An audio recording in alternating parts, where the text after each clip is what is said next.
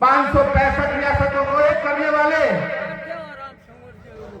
खंड खंड में बटे इस भारत को एक भारत करने वाले लोग पुरुष सरदार वल्लभ भाई पटेल ने जिस धरती से जन्म लिया था, उस धरती से आपकी उत्तर प्रदेश की फतेहपुर की इस क्रांतिकारी धरती पर आकर आप सबको नमन करता हूं।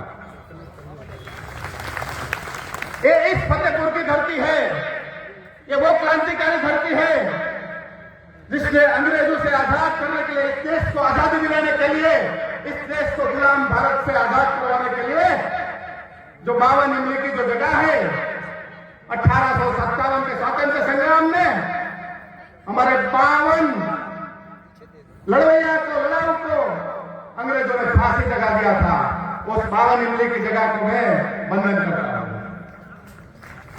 ये वो धरती है जहां दलुआ जी ने जन्म लिया और इस पिछड़े समाज को संघर्ष करने की, न्याय लेने की एक नई दिशा को उसने दिखाया कि कैसे न्याय भी लिया जाता है।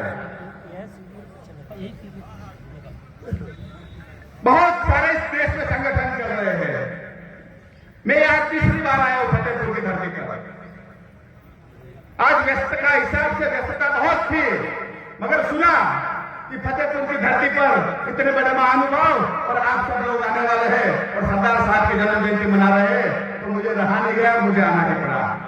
आपका प्यार यहां मुझे खींचता है।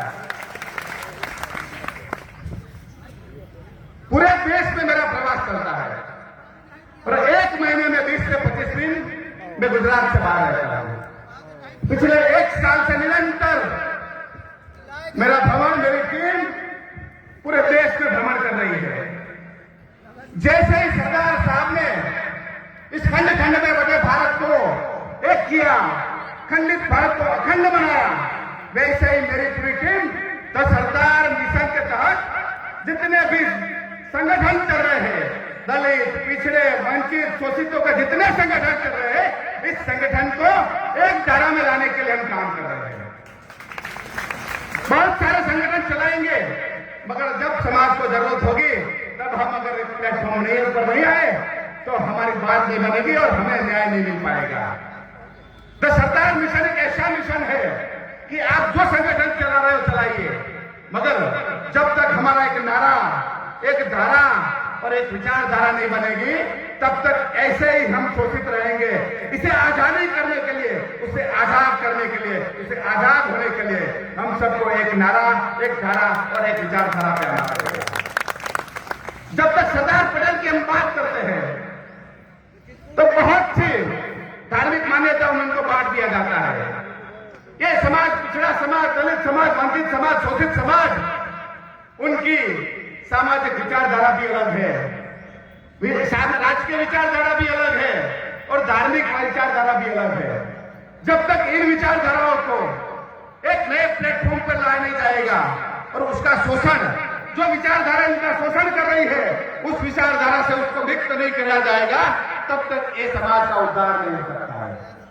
इसलिए पिछड़े, दलित, वंचित, शोषित समाज को एक ऐसी विचारधारा सबको साथ मिलकर देनी पड़ेगी कि जहां उसका शोषण न हो, जहां समता की विचारधारा हो, जहां उसको न्याय मिले, ऐसी विचारधारा पे सबको आना पड़ेगा।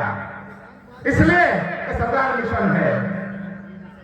हमारे बहुत सारे लोग राष्ट्रीय प्लेटफॉर्म पे काम कर रहे हैं, सामाजिक प्लेटफॉर्म पे काम कर रहे हैं, सामाजिक संगठन में काम कर रहे हैं और मुझे आज बहुत खुशी है कि सरदार पटेल के 150वीं जन्म जयंती मनाने पर हम कई संस्था से लोग आए हैं, कई समाज से लोग आए हैं और कई राजकीय पार्टी से भी लोग आए हैं। मैं आप सबका तो हाथ जोड़ के धन्यवाद अदा करना चाहता हूं कि जब जब समाज को जरूरत पड़े, जब जब समाज प्रताड़ित हो और जब जब इस समाज पे जुल्म हो, तब हमको साथ आना पड़ेगा। यही सरदार साहब ने कहा है।